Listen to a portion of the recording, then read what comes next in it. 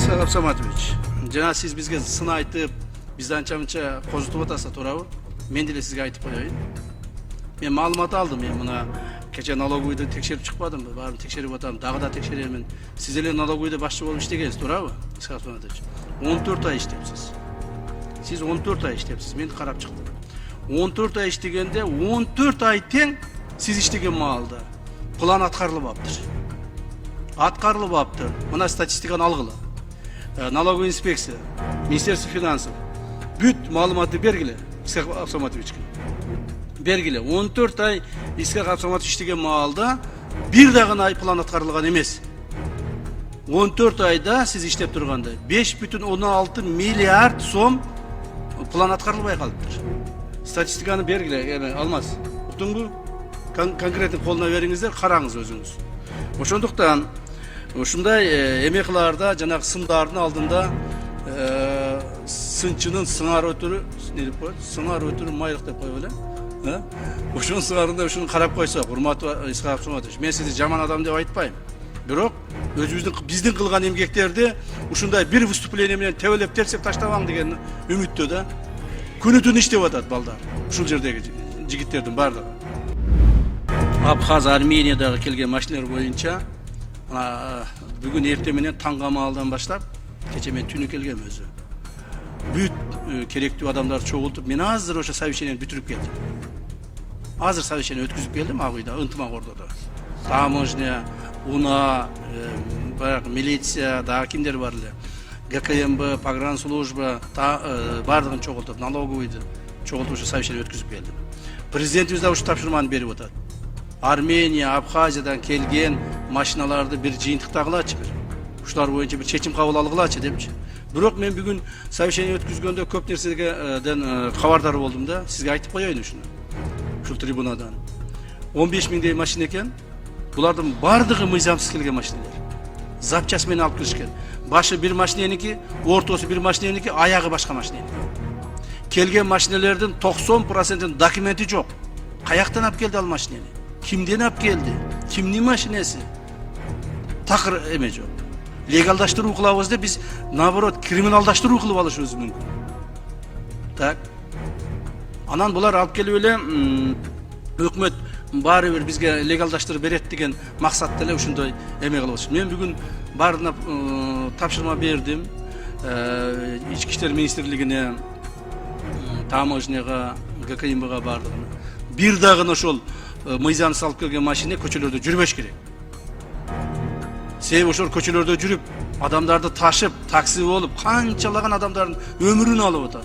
Урматтуу Москва шаарындагы мекендештер, Умбем клиникасы төмөнкү кызматтарды сунуштайбыз. Педиатр, гинекология, стоматология, неврология, хирургия, кардиология, лор, УЗИ жана башка. Андан тышкары массаж жана бардык лабораториялык анализдер. Толук маалымат +7 925 103 22 77. Биздин дарек Москва шаары, метро Нахимовский проспект, Севашская 7, корпус 2. Сиздин ден соолугуңуз биздин камкордук.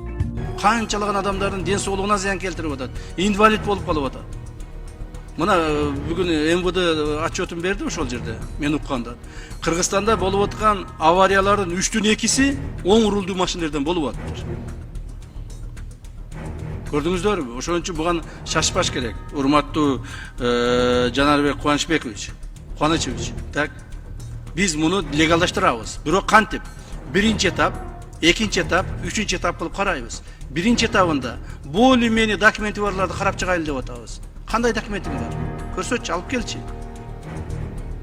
Эч кандай документи жок, 0 документ менен мени легалдаштырып бер. Кантип сени легалдаштырабыз?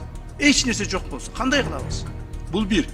Экинчиден, баягы более-менее технический состояниясы жакшыларын дагы комиссия менен карап чыгабыз. Экинчи этап менен легалдаштырабыз. Анан легалдаштырбай тургандары дагы бар. Аларды же тоок гана кылышат, же болбосо кайра алып чыгып кетишет, же аларды мен мыйзамды буза албайм. Легалдаштырбай турган ушундай машиналар бар. Таможняга айтсак, таможня айтат 5 миңден 12 миң долларга чейин растаможка төлөш керек деп атат. Макул, аны септеп кыскартайлы. Бирок болбой турган машиналарды талкаланган, сынып, эртең ичине адам түшсө, тура барып туруп эртең адамдарды майып кыла турган машиналерди биз легалдаштыра албайбыз. Ачык айтып коеюн, коомчулук дагы уксун ошону. Андан сырткары ошол 15 000 машинеси бар адамдар ар түрдүү баягы WhatsApp'тардан айтып, бири-бирине айтып, бизди укпай калат деп айтып атышат. Ай, чыгайлы, чогулайлы, митинг кыла коелу, тияк кыла коелу. Давайте давление кылайлы деп. Не думайте даже. Так. Ойлонуп көрбөгүлө дагы, ошо митинг кылабыз, тияк бияк мыйзам бузабыз деп. Өзүңөр биринчиден мыйзамды бузуп, мыйзамсыз машиналарды алып келдиңер. Эми мындан бияка дагы мыйзамды бузуп, мамлекетти мындай давление кылабыз дейсиңер. Бул туура эмес. Урматтуу депутаттар, сиздер да түшүндүрүп койгула. Атамбаев Сейит Алмазбекович Карамушкина боюнча айтып атасыз. Карамушканы якобы ухудшили содержание, да? Сим боюнча. И это все вранье. Вранье. Вы пошли, вы сами смотрели это? Не смотрели. Вам просто позвонили, сказали, и вы об этом говорите с трибуны. Пожалуйста, пойдите сейчас, прямо сейчас. Сын, возьмите, сын есть кто? Представитель сына? Минюст.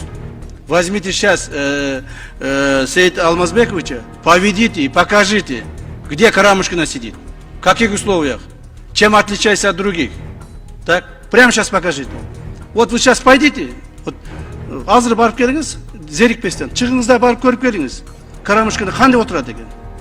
Ана сөз сүйлөп эле бирөө калп айтып койсо аны келип трибунада объявить бербедиңиз. Карамушкина, Султанбеков нам не враг. Ни один человек, наши граждане нашей страны, не враг нам. Они нарушили закон, перед законом будет отвечать. Какие бы у них преимущества не было. Так? Они будут отвечать перед законом. Также Султанбеков, про Султанбекова говорит о том, что ага, ерегишпегиле, ал жаш бала деп. Ерегишпесек, жаш бала болсо, жаш баладай пусть поведет себе. Он хочет управлять государством. Вот говорит, давайте, говорит, если вы не сможете управлять государством, отдайте мне, говорит, я буду управлять. Пусть он дорастет там. Хорошо? До управления государством. А пока пусть ответит перед законом. Поэтому еще раз вас уверяю, уважаемый Сейит Алмазбекович, никаких улучшений условий содержания в СИНе нету ни у кого. И не может быть. Мы всем относимся одинаково, в соответствии с нашим законодательством. Хорошо? Азыр мына 10 минуттан кийин эме болот, жанагы перерыв болот. Сходите, посмотрите, пожалуйста. Потом мне скажете, что я прав или вы правы. Коррупцияны жоготуш кыйын деп атасыз. Коррупция баары бир кала берет деп атасыз. Туура айтасыз. Ошон үчүн сиз айткандай биз мыйзамдарды катаалдаштырып атабыз. Өткөндө ошо коррупциялык мыйзамды караганда сиз жок болдуңуз. Бул келип жардам берсеңиз болот эле. Экинчисин эртең карайбыз, ошондо келип өзүңүз добушуңузду бериңиз, салымыңызды кошуңуз депутат катары. Макулбу? Ошо сиз кабыл алган мыйзам негизинде биз коррупцияны жоготобуз буюрса. Дагы бир жолу айтайын. Коррупцияны мен өзүм жогото албайм. Баарыбыз мына урматтуу депутаттар менен, коомчулук менен, эл журтубуз менен кошулуп жоготобуз. Аракет кылсак жок болот. Бандиттер жоготобуз дедик беле, жоготтук мына. Мына ошо бандиттер менен көпчүлүгүбүз иштеп келдик эле. Кана ошо бандиттер азыр жок. И болбойт дагы. Коррупцияны да ушундай кылабыз. 2025-26 Кыргызстандагы коррупция тим эле ушу сиз айткандай минимизация болуш керек да. Жок болуп кетсе мындан да жакшы болот. Кудай калса бардык күч аракетибизди жумшайбыз.